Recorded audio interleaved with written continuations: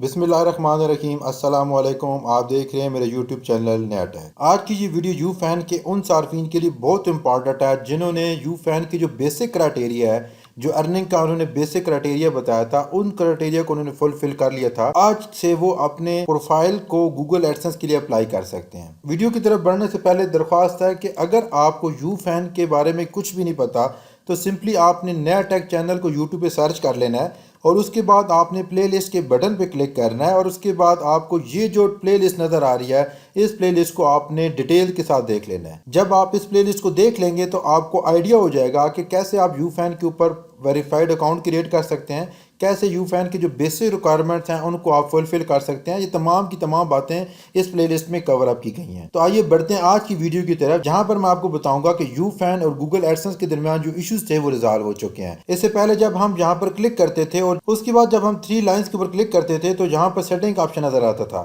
جب setting option پہ click کرتے تھے تو یہاں پر آپ کو ایک ایرر نظر آتا تھا کہ آپ کے جو گوگل ایڈسنس کے ایڈ اس کے اوپر لائیو نہیں ہو سکتے۔ اس ایرر کی وجہ سے جتنے بھی پروفائل لوگوں نے اپلائی کیا تھا یو فین کے گوگل ایڈسنس سے اپروو ہونے کے لیے، وہ تمام کے تمام پینڈنگ انڈر ریویوز ہیں۔ تو آپ دیکھ سکتے ہیں کہ یہاں پر اب وہ ایرر دکھائی نہیں دے رہا۔ تو اس کا مطلب ہے کہ اب جتنے بھی پروفائل ریویو کے لیے ہیں تو ڈیفینیٹلی وہ ایک سے 2 دن کے اندر ان کا رزلٹ آپ کو ای میل میں مل جائے گا۔ آپ کو بتاتا چلوں کہ اس سے پہلے آپ کو یہ پیج یہاں پہ نظر نہیں آتا تھا، تو اب آپ کو کنٹینٹ پالیسی کا پیج بھی یہاں پہ نظر آ رہا ہے۔ اس کا مطلب ہے کہ یو فین نے اپنے صارفین کے لیے ڈیفینیٹلی ایک باؤنڈری بتا دی ہے اور کون سا کنٹینٹ وہ اپلوڈ کر سکتے ہیں اور کون سا کنٹینٹ وہ اپلوڈ نہیں کر سکتے۔ یہ تمام کی تمام باتیں ڈیفینیٹلی آپ اس پیج سے بھی دیکھ سکتے ہیں۔ اس ویڈیو سے متعلق کوئی بھی کوشچن ہے تو آپ کمنٹس باکس میں ضرور پوچھ سکتے ہیں۔ ویڈیو دیکھنے کا بہت شکریہ۔